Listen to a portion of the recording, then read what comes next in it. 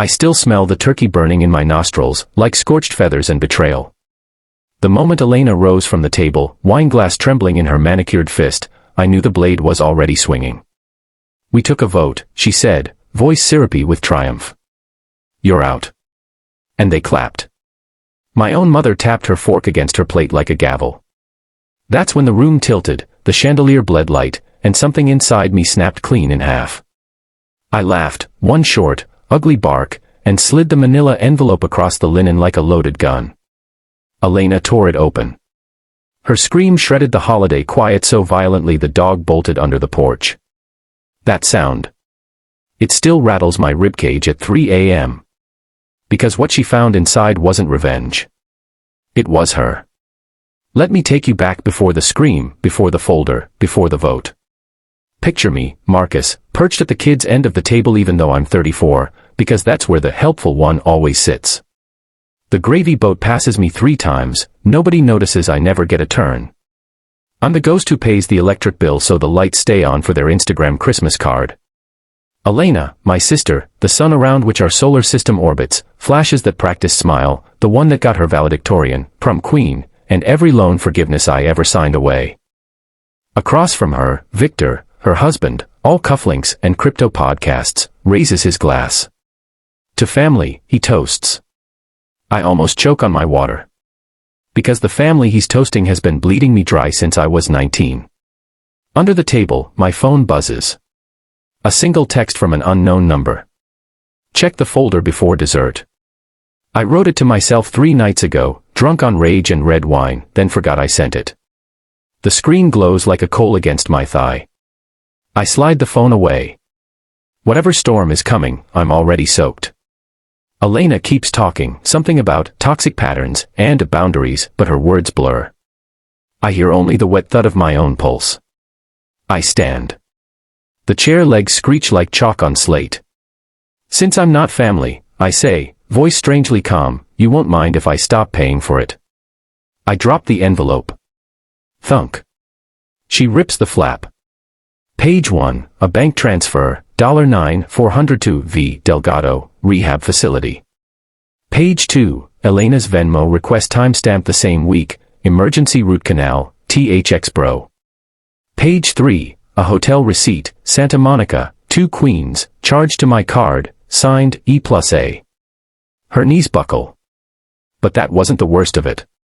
Victor snatches the folder. His face cycles white, green, red, like bad Christmas lights. Who the hell is Alyssa? He hisses. Elena's mouth opens, closes. No sound. Mom reaches for the cranberry sauce as if sugar can fix this. Marcus, honey, let's not. Let's not what, Mom? Pretend I didn't pay Dad's heartskin copay while you booked a Rhine cruise. I flipped the page myself. $14,200, Mom's credit card bailout. $6,800, Elena's wellness retreat that was actually Coachella VIP. $3,100, my cousin Sarah's DUI lawyer, because she's young, she'll learn.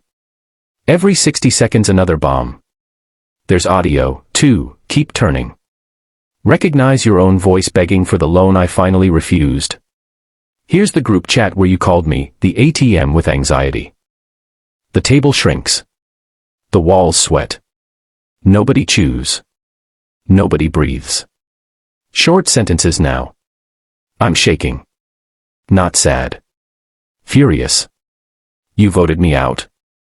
My voice cracks the crystal. Fine. I pull a second envelope from my coat, thinner, lethal. Effective tonight, I revoke power of attorney.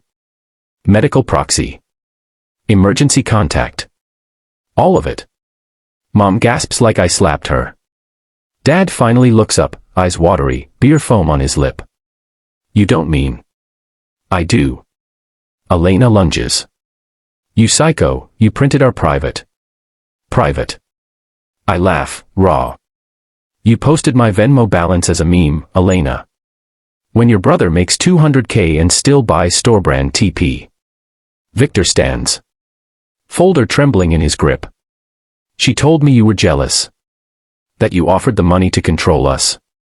Elena's tears come now, perfect, practiced. Baby, he's twisting. Stop. His voice slices clean. Just stop. I lean in so only the camera of my mind records this. Here's the gut punch they never saw coming. I open the folder's back pocket. A single flash drive. Plug it in, Victor. He does, hands shaking, into the side of Elena's open laptop. The screen blooms, security footage. Hotel hallway. Timestamp, 3 nights in Santa Monica. Elena, giggling, keycard in hand, arm looped through a woman with rose gold hair. They kiss against the door. Mom covers her mouth. Dad stares like he's aged 10 years in 10 seconds. Elena shrieks, that's edited. Deep fake. But the metadata doesn't lie.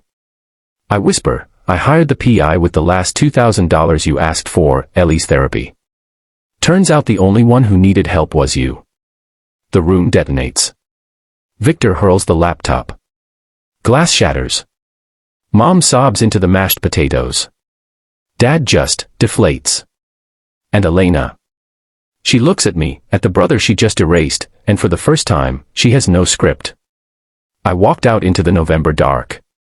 The porch light flickered like it was ashamed. Behind me, the door didn't slam, it sighed shut, exhausted. 3 months later I live in a new city, new number, new name on the mailbox. Sometimes my phone buzzes with a ghost number. I let it ring. Peace isn't the absence of family. It's the presence of choice. So tell me, camera rolling, comment section open. If they showed up at your door tomorrow, tears and excuses and one last emergency. Would you open it? Or would you finally lock the deadbolt and walk away?